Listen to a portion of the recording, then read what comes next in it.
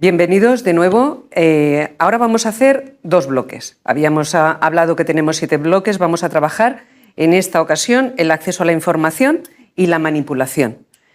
Nos acompañan, como viene siendo habitual, Agustín, Joan, Roberto y Mercedes. Quiero aprovechar para daros de nuevo las gracias. En este bloque vamos a trabajar la información. La información es poder. Pero ¿qué pasa en estos momentos en el que la sobrecarga de información, que la tenemos accesible, pero a veces no tenemos tiempo para consultarla, y puede ocurrir también que se pueda producir una cierta manipulación? Aquí entraríamos en un tema de propaganda, uniríamos estos 2 bloques de contenidos, y todo esto, tanta capacidad para contrastar, a veces tenemos, a veces no tenemos. ¿A qué nos puede conducir todo esto? Bueno, yo creo que lo primero sería contextualizar, ¿no? A través de qué medios nos informamos. Tradicionalmente la población en general se ha informado a través de la televisión. Aproximadamente un 70% de la población española se informa a través de la televisión, cosa que no sucede con los jóvenes. Los jóvenes se informan a través de la televisión en un pequeño porcentaje en comparación con la población en general, que está en torno al 50%, ¿no? Y en ese sentido yo creo que lo importante es plantearnos que en estos momentos los jóvenes se están informando a través de las redes sociales en idéntico porcentaje o incluso un poquito más de lo que se informa la población en general por la televisión. Aproximadamente los jóvenes se informan a través de redes sociales en un 72% de los casos como medios y sistemas de información fundamentales. Luego hay otra cosa desde la educomunicación muy importante, y es que cuando a primeros de curso preguntamos a los estudiantes, incluso a los de comunicación en las 3 ramas, periodismo, comunicación audiovisual y publicidad, cuántas horas dedican a las diferentes pantallas, es curioso el dato y es muy importante que ellos mismos se den cuenta de que a veces superan las 24 horas del día. Y esto les da una idea de cómo deberían ser críticos también con esa que llamaríamos dieta mediática, porque a la vez que tenemos una dieta alimentaria, es necesario que concienticemos a los jóvenes en esa necesidad de plantearse cómo accedemos a los medios, cuánto tiempo, en qué momentos. Entonces, cuando se suceden los debates en nuestras facultades para que analicen críticamente qué está sucediendo, ellos mismos y ellas mismas se dan cuenta de si realmente nos estamos pasando en esa consulta, que nos evita tener un contacto directo con otras fuentes de información, ¿no? Incluso los jóvenes, en alguna de las encuestas que podemos consultar, dicen que se informan más que a través de la televisión, a través de las recomendaciones de sus iguales, ¿no? Entonces, en ese sentido, el panorama ha cambiado totalmente y tenemos que recuperar para esa educación en comunicación, en primer lugar, hacerles conscientes de que es necesario un planteamiento crítico con respecto a cómo ellos mismos y ellas mismas utilizan las fuentes de información, y por otra parte también pensar que tenemos que recuperar el papel de los profesionales de la información y de la comunicación.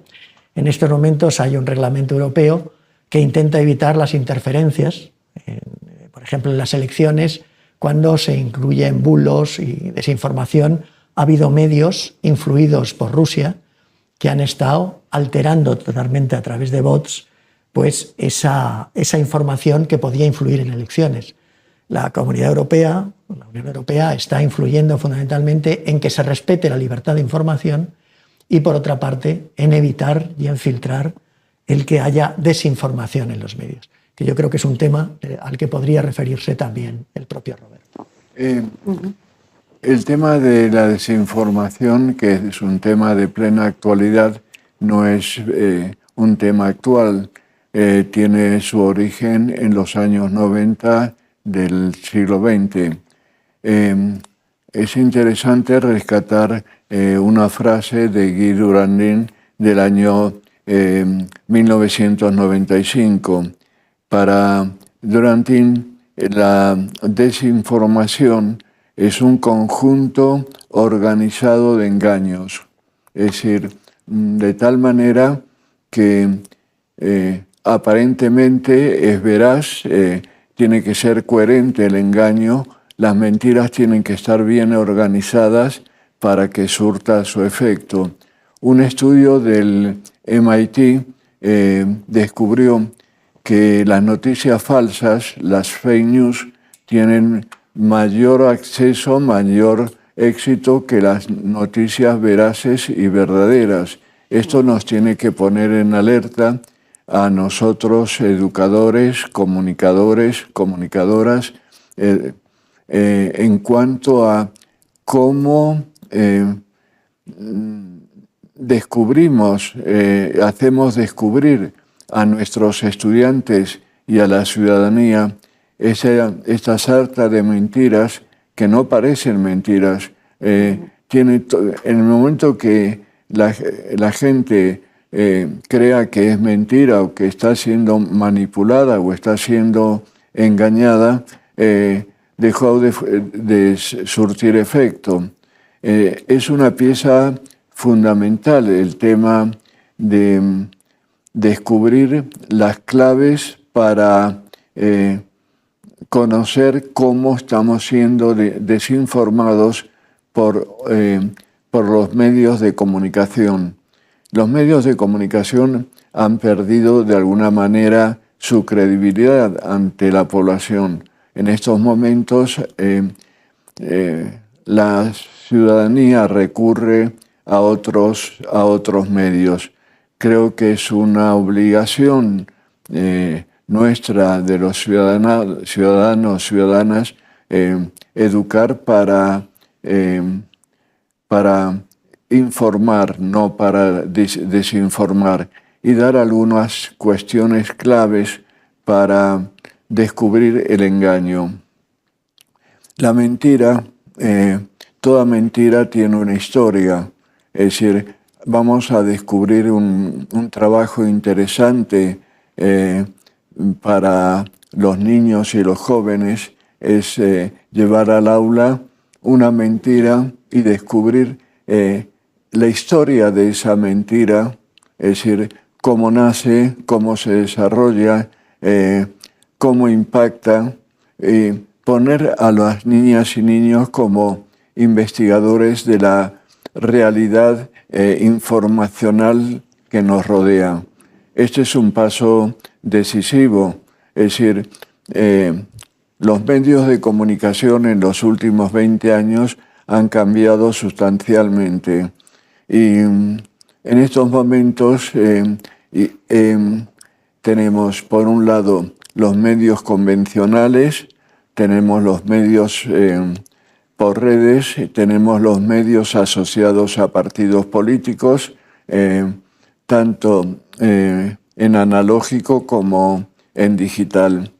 Y los medios que se asocian a partidos políticos pierden de cualquier partido político, de todos los partidos políticos, todos tienen de alguna manera su medio de representación audiovisual, sea a través de radios digitales o a través de podcasts o a través de redes.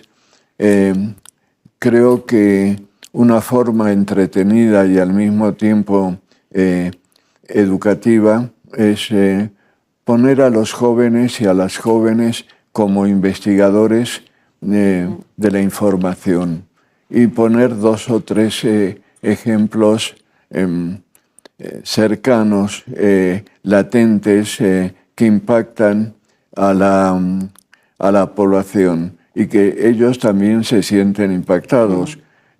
Muy pocas veces averiguamos cómo los niños y niñas son afectados por estas cuestiones. Por ejemplo, en julio de 2024 hay 2 acontecimientos que cualquier niño o cualquier niña tiene acceso. Uno ha sido el triunfo de España en el fútbol, lo recordarán, y cada medio le dio un determinado enfoque, pero el otro es bastante dramático, es la guerra de Gaza. Y la guerra de Gaza es interesante por acercar a los niños un tema y descubrir qué está pasando con esta población, cómo está siendo asediada y cómo está siendo manipulada la información. Hay palabras claves que impulsan a la emoción y desarticulan a la audiencia, sean de jóvenes o de adultos. Palabras como justicia, palabras como paz, la palabra como democracia, la palabra España, y de acuerdo a cómo se utiliza, tiene un significado o tiene otro. O sea, las palabras no son neutrales, están usadas no solamente en un sentido informativo, sino en una dimensión ideológica y política. Muchísimas gracias por esta reflexión. Mercedes, creo que deberías recoger el guante de cómo podemos enseñar a los chicos en la escuela a desenmascarar esas mentiras. Como ha dicho, que pongamos un ejemplo, yo diría que como comunidad entera y buscando el bienestar, la tenemos muy reciente y se han reído de la propia red de nosotros. La noticia de Chomsky, ¿no? Él muere, inmediatamente gente que se supone que tiene capacidad crítica empieza a hacer su loa y desde nombres conocidos de inmediato. O sea, no hubo un contraste en la noticia hasta que la pobre mujer sale diciendo no, mira, que está vivo. Es decir, ¿qué estamos hablando de los jóvenes si primero no nos miramos nosotros, ¿no? De alguna manera, creo que ese contraste es el mismo de toda la vida, porque es que la historia tampoco está bien escrita, ¿no? Entonces, ¿qué ha pasado, por ejemplo, con todo lo que se está haciendo ahora del movimiento de volver a sacar esas mujeres que estaban ahí en la historia? Es decir, que eso que estás diciendo yo lo llevaría a todas las asignaturas, como nos dicen, ¿no? Es decir, ese pensamiento crítico tenemos que recontar, que repensar, que hacer como adultos un acto de humildad y de generosidad para ver al otro, al diferente y sobre todo para saber que estamos haciendo lo mismo que ellos. Porque mucho sabio, y es muy divertido verlo, quienes replicaron y dijeron, creyeron inmediatamente, además fue como la pólvora, porque claro, era alguien relevante, claro. Pero lo más gracioso es que es la teoría de la manipulación de Noam Chomsky. Así que yo creo que eso es un broche perfecto para la comunidad educativa. Sin duda. ¿Cómo lo ves tú, Joan? A ver, a mí se me han ocurrido dos cosas, una en relación con lo que comentó Agustín y otra en relación con lo que comentó Roberto. Sobre lo de Agustín, que hablaste de dieta mediática, algo que leí hace un tiempo y que me impactó bastante, ¿no? No es esto lo que me voy a pedir, sino luego.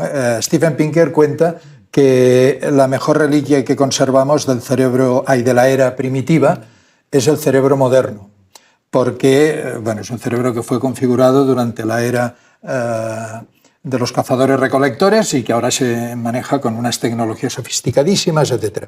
Entonces, esto a mí me hace pensar un dato muy curioso, ¿no? No estamos preparados para gestionar la abundancia a ningún nivel, ¿no? Es decir, desde el punto de vista alimentario, sobrepeso y obesidad, desde el punto de vista del exceso de información, desinformación, infodemias, infoxicaciones, etc. Y desde el punto de vista del acceso y de abundancia de placeres, dependencias y de todo tipo, ¿no? Adicciones y dependencias de todo tipo. Entonces realmente pienso que sabiendo que es el común denominador en muchos ámbitos de la vida, pienso que es un reto realmente significativo como educadores en general, como educadores mediáticos en concreto, ¿no? Y luego en la línea de lo que comentabais, ¿no? Una investigación súper simple, pero que me llamó mucho la atención y que invita al optimismo desde el punto de vista de la educación mediática. Leí no hace mucho una investigación en la que se presentaba una noticia que, como era muy impactante, se prestaba a compartirla y efectivamente unos voluntarios, cuando la recibían, un porcentaje enorme la compartían. En otro grupo, que era el grupo de control, y en otro grupo simplemente se les hizo la pregunta: ¿creéis que esta noticia es cierta?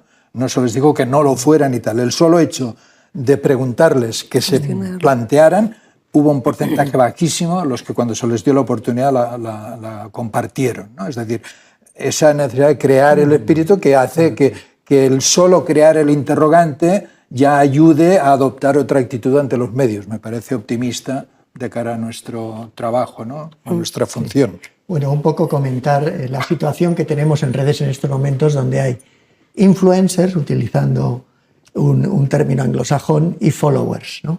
Influyentes y seguidores.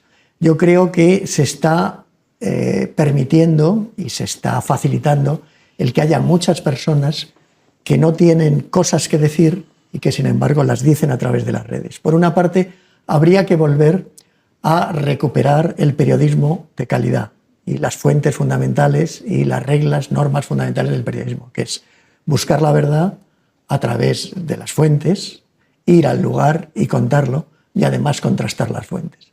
Si eso se lo enseñáramos a quienes están trabajando desde el punto de vista ciudadano como influyentes y se les permitiera un pensamiento más crítico y una actitud más crítica a los seguidores, estaríamos mejorando también la calidad de la comunicación. Y por otra parte, algo que siempre ha dicho Mercedes, y es recuperar los mejores ejemplos de personas influyentes, de jóvenes influyentes, que están atrayendo a los jóvenes precisamente por la calidad de la información. Porque en las investigaciones que hemos hecho, muchas veces los jóvenes nos dicen el sistema educativo es muy aburrido y sin embargo, y además no nos está dando temas relevantes, contenidos relevantes que nos ayuden a vivir. Y en ese sentido hay influyentes que sí están acertando con la clave para hablar de cosas interesantes, que es volver a cosas que hemos comentado anteriormente, ¿no? La educación debe buscar la relevancia y lo que es prioritario en estos momentos para interesar a los jóvenes en la cultura, en la educación y en la divulgación científica. Para ello, creo que la información tiene que dejar de ser considerada espectáculo.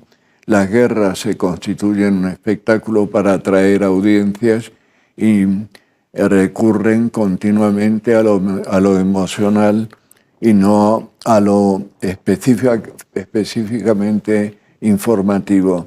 De alguna manera, todos los medios de comunicación para captar audiencia, para aumentar sus audiencias, recurren a este formato, es decir, planos extremadamente cortos, salto de una información a otra, usos emocionales de la palabra y usos emocionales de las imágenes extremadamente impactantes y atrayentes. Es una cuestión clave. No hay información sosegada y en poquísimos espacios de todo el espectro audiovisual hay una información veraz, pausada, es decir, es un ritmo enloquecido como si fuese un show. Y sí, adelante, Joan. No, iba simplemente a matizar, es decir, yo creo que estoy totalmente de acuerdo con lo que pretendes decir. El matiz para mí sería un tema de equilibrio, ¿no? Es decir, creo, a mí me has recordado una expresión que decía Lorenzo Gomis, ¿no? Que era, yo como periodista no informo a los que quieren saber o a los que quieren tener información, sino informo para que quieran tener información. Entonces, para mí el problema del equilibrio es este, ¿no? Es decir, si tú quieres, una cosa es trivializar totalmente la información y desproveerla de contenido, y ya no digo manipular y darle un sentido, y otra cosa es encontrar el equilibrio del divulgador, que es capaz de renunciar a ciertos niveles de profundidad con tal de llegar a más gente. Entonces, lo que dices, que es totalmente cierto desde un punto de vista, yo creo que parte de ese espectáculo o parte de esa emoción o pienso, ¿no?, que habría que utilizarla para generar más deseo de informarse, pero siempre encontrando este equilibrio. Pero a su vez hay algo más, la información más urticante, la información que puede molestar más, intentarán que pase desapercibida. No es neutral donde se coloca una información u otra. No es neutral el inicio de una información Y fijaros que con el paso de los años, normalmente todos los telediarios, en el caso de televisión, terminan con la presentación de un show, con un concurso, con la presentación de un cantante. Por más tragedias que estemos viviendo, hay que darle una nota feliz a la audiencia, cuando habría que darle una nota de credibilidad y criticidad para ver el mundo en el que estamos viviendo y el mundo que está construyendo el medio que está mirando.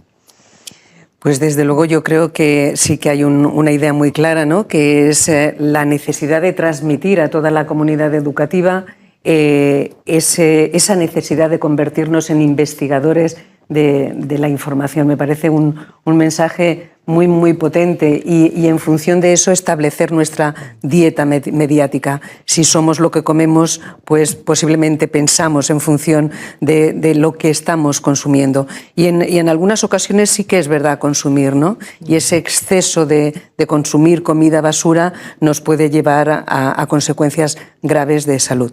Y lo que queremos, ya lo sabéis, es no una ausencia de salud, como dice, una ausencia de enfermedades, sino un bienestar integral, emocional, informacional, emocional y social. Y con esto, sí, ¿quieres apuntar algo más? Sí, que esto no se reduce solo a la escuela, a la comunidad educativa convencional, sino que los padres, la familia debe ser también investigador junto con sus hijos e hijas para descubrir esta realidad que vivimos a diario, convertirlo en un juego. Vamos a descubrir tal cosa. Antes de la comida, preparar algunas cuestiones, tomar nota. Vamos a ver en qué nos engañaron o en qué cuestiones han acertado. Comparémoslo con otros telediarios, a ver en qué difieren. Es decir, la cosa no es solamente limitarla al gran trabajo que tienen los educadores y las educadoras, sino que este es un trabajo también para la familia. Pues te agradezco este comentario, Roberto, porque es el leitmotiv del Consejo Escolar del Estado español y que es precisamente eso. La educación con mayúsculas es cosa de todos y todas y en esa tarea estamos. Así es que muchísimas gracias por la intervención a los cuatro y nos vemos en el siguiente bloque. ¿Sí? Vale. Pues hasta luego.